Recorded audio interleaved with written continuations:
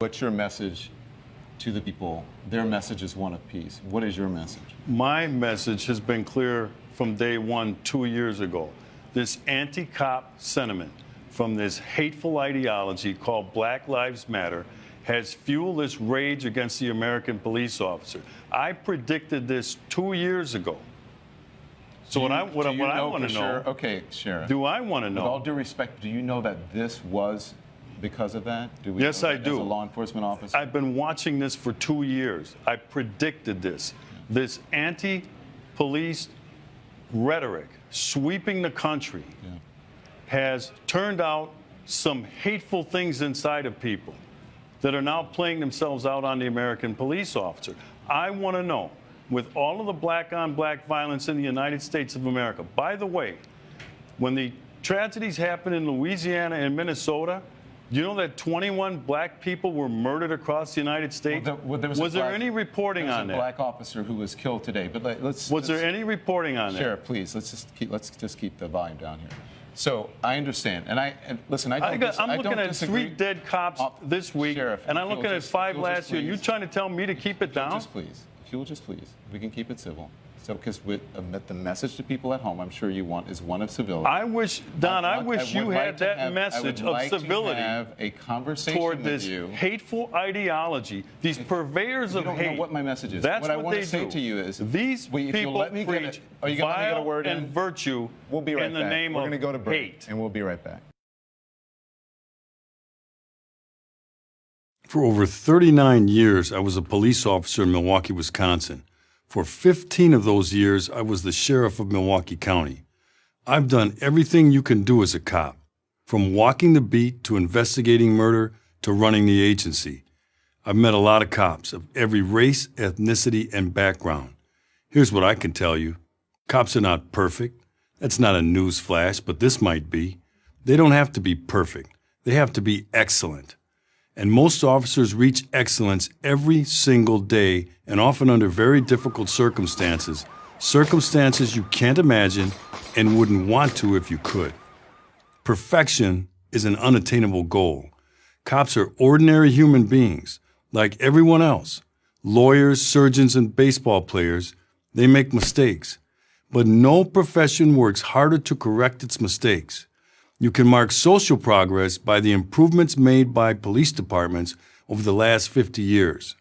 Today, police are more professional, better educated, and better trained than at any time in their history. You wouldn't know it, though, if you listened to self-serving, self-righteous politicians and activists.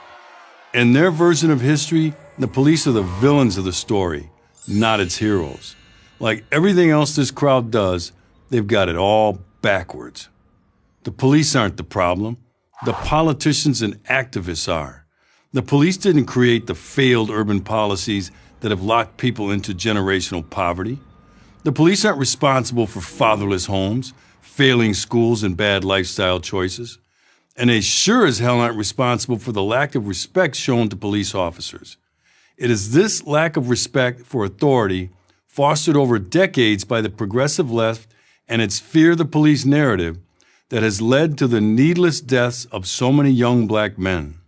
When Officer Darren Wilson told Michael Brown to get out of the middle of the street in Ferguson, Missouri, did Brown comply? No. When officers in Baltimore told Freddie Gray to stop resisting arrest, did he comply? No.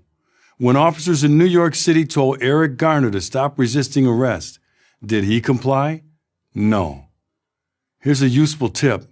If you want to avoid a bad outcome with a police officer, follow this simple rule.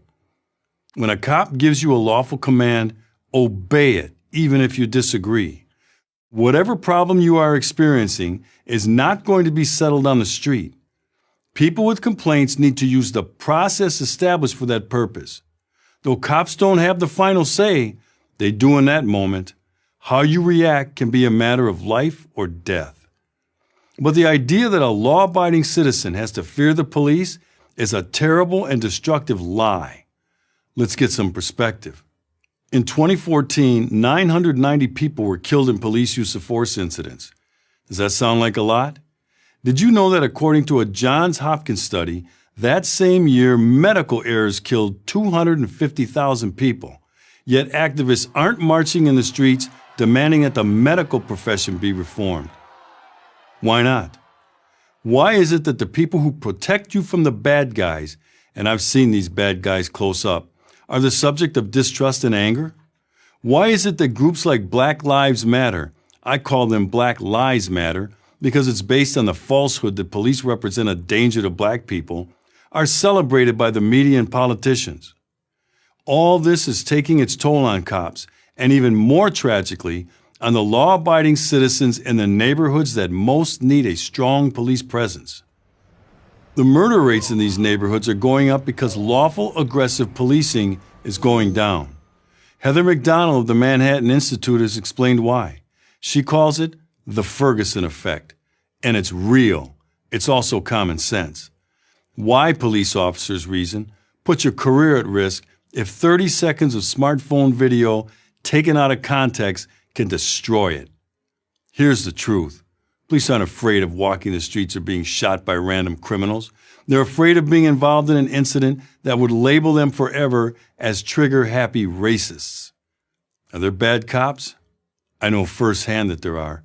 I've had to fire them. But the overwhelming majority are good, decent men and women concerned about the law-abiding citizens in the communities they serve and are willing to put their lives on the line to protect them. Those who try to convince you, either out of ignorance or out of some ideological agenda, that the police are the enemy, those are the people you should fear. Run from them, not the cops. I'm Sheriff David Clark for Prager University. I can't have a conversation with you if we're both talking at the same time.